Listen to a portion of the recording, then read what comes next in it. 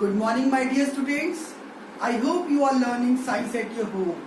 Yesterday, I have told you about the types of mixture. Mixtures are of two types, homogeneous mixture and heterogeneous mixture. Mixtures can also be classified on the basis of nature of their constituent particles. हम mixtures को उसके nature के basis पे भी, उसमें कैसे constituent particles present हैं, उस बेसिस पे भी हम उसको क्लासिफाई कर सकते हैं. First of all we are having the solid solid mixture. पहले मिक्सचर में क्या है आपका, सॉलिड है, मींस कोई भी दो या दो से ज्यादा सॉलिड आपके आपस में मिक्स होते हैं, उसमें क्या कहते हैं, हम उसको कह सकते हैं कि वो मिक्सचर कैसा है, सॉलिड सॉलिड मिक्सचर है, क्योंकि उसमें जो कॉन्स्टिट्यूएंट है दोनों के दोनों सॉलिड है, सॉलिड स्टेट में है. एग्जाम्पल है आपका सॉइल. मैंने आपको बताया था soil is a mixture of various soil particles like sand, clay, also the dead remains of plants and animal. उसमें क्या है, बहुत सारे आपके क्ले पार्टिकल है, सैंड पार्टिकल है, और कुछ पेड़ के या किसी एनिमल के डेड रिमेन्स भी प्रेजेंट होते हैं. तो सारे के सारे जो कॉन्स्टिट्यूएंट है वो सॉलिड स्टेट में होते हैं. Secondly we are having the solid liquid mixture. Solid liquid mixture में क्या होता है, कुछ कॉन्स्टिट्यूएंट आपके सॉलिड होते हैं, कुछ आपके लिक्विड स्टेट में होते हैं. ठीक है.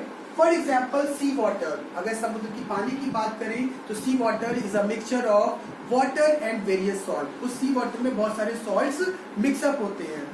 Third, liquid liquid mixture. Third category है हमारी लिक्विड लिक्विड मिक्सचर की. इसमें both the constituent are in liquid state and both are miscible with each other. Soluble होते हैं आपस में. For example mixture of water and oil. किसी भी ऑयल में आप वाटर को मिक्स कर दो, मिक्सेबल हो जाते हैं, तो ये दोनों का जो कॉन्स्टिट्यूएंट रहेगा वो आपका लिक्विड स्टेट में रहेगा, इसीलिए इसको बोलते हैं लिक्विड लिक्विड मिक्सचर. नेक्स्ट है आपका सॉलिड गैस मिक्सचर. इसमें क्या होता है आपका, जो एक आपका कॉन्स्टिट्यूएंट होगा वो सॉलिड स्टेट में होगा, अदर आपका होगा गैस स्टेट में. इसका बेस्ट एग्जांपल है आपका स्मोक.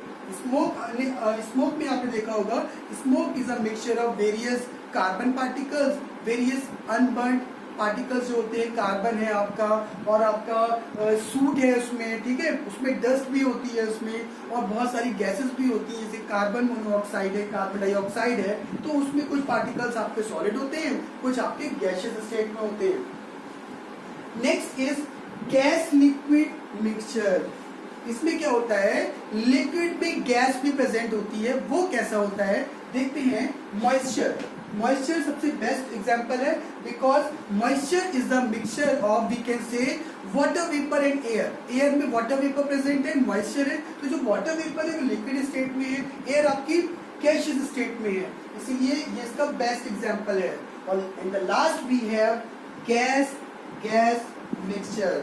इसमें क्या होता है, both the constituent are in gaseous state. The best example is air. Air is the mixture of various gases. Air है, बहुत सारी गैसेस आपस में डिफ्यूज हैं, इसीलिए इसको बोला जाएगा आपका गैस गैस मिक्सचर. बेटा हम इसको बहुत इजीली समझ सकते हैं with the help of this categorisation. Solid solid means soil is the best example. Solid liquid sea water. Liquid liquid mixture of oil and water. Solid gas smoke. Gas liquid moisture, and at last gas gas that is air. तो ये तो मैंने आपको बताया था कि categorisation on the basis of nature of their constituents. Okay. Our next topic in this chapter is need to separate the components of mixture. कि components of mixture को separate करने की जरूरत क्यों है. We see thousands of mixtures around us. हम बहुत सारे mixtures देखते हैं. For example, suppose करिए आपने देखा होगा the smoke coming out from the chimney of the factory. Chimney से निकलने वाला स्मोक आपको पता है कितना पॉइजनस, कितना हार्मफुल होता है. अगर we could remove the ash particle or carbon particles from the smoke, we could minimize the air pollution. उससे निकलने वाला जो धुआं होता है, स्मोक होता है, उससे होता है एयर पॉल्यूशन. अगर हम उस स्मोक में से अनबर्न्ड कार्बन पार्टिकल और एश पार्टिकल को अगर हम सेपरेट कर लें तो एयर पॉल्यूशन को हम मिनिमाइज कर सकते हैं. सेकेंडली आपने देखा होगा सी वाटर। सी वाटर है, अब उस वाटर को तो आप नहीं पी सकते ना, लेकिन हम वहां से सॉल्ट निकाल सकते हैं, that is NaCl। Sodium chloride को अगर हम वहां से सेपरेट कर ले उस वाटर से, तो हम उस सोडियम क्लोराइड को एज अ कॉमन सॉल्ट अपने घर पे कंज्यूम करने के लिए यूज कर सकते हैं। So there is a need to separate these components of the mixture. यहाँ पे नीड है, नीड बहुत ज्यादा है, क्योंकि बिना सेपरेशन के हम कोई भी सब्सटेंस यूज नहीं कर सकते। फर्स्ट जो नीड है वो क्या है, to remove the harmful components. कोई भी चीज आप ले लीजिए, उसमें से आप हार्मफुल कंपोनेंट्स को आप रिमूव करेंगे, जरूरी है। सपोज करिए पानी है, पानी में कुछ आपके हार्मफुल सॉल्ट्स डिसॉल्व होते हैं, उस हार्मफुल सॉल्ट्स को डिसॉल्व जो है उसको अगर आप सेपरेट कर ले, रिमूव कर दें, तो उस पानी को हम पीने के लिए यूज में ले सकते हैं। Then it could be the best water for drinking. Secondly, to obtain pure substance, आप क्या कर सकते हैं, कोई सपोज करिए in the extraction of metal, अब जो मेटल है आपका रिफाइनिंग के टाइम में जो मेटल निकल के आता है उसमें कुछ इंप्यूरिटीज ऐड होती हैं, हमें उन इंप्यूरिटीज को ऐड करना होता है, उसे प्योर बनाना होता है। प्योर जो आपका जो मेटल होता है उसकी वैल्यू ज्यादा होती है, ठीक है, उसकी कॉस्ट ज्यादा होती है, वो अच्छे से काम में भी आ जाता है। थर्ड जो आपका नीड है वो है to obtain useful components.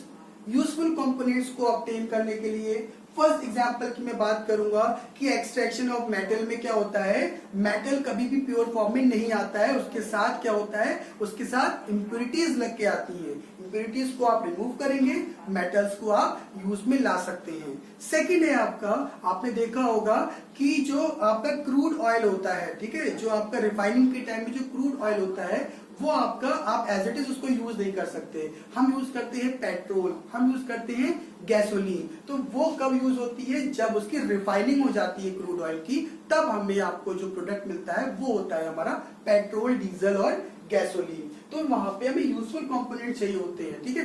Crude oil हमें नहीं चाहिए, क्रूड ऑयल से हमें सब्सटेंस चाहिए जो कि आपका पेट्रोल, डीजल और गैसोलीन है। लास्ट जो नीड है कंपोनेंट्स ऑफ मिक्सचर को सेपरेट करने का, वो है to remove the unwanted components.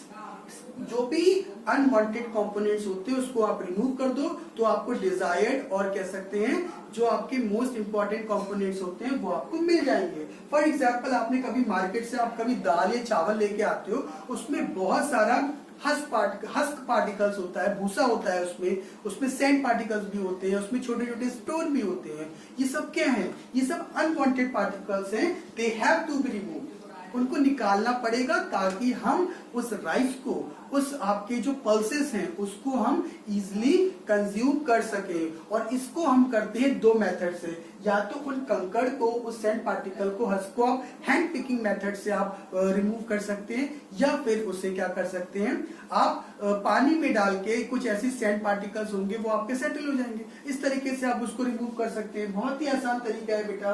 तो बहुत जरूरी है कि किसी भी मिक्सचर्स के कंपोनेंट्स को रिमूव करना, सेपरेट करना, जो कि अनवांटेड है, जो कि हार्मफुल है, जो कि इम्प्योर है, जो कि हमारे लिए यूज में नहीं है।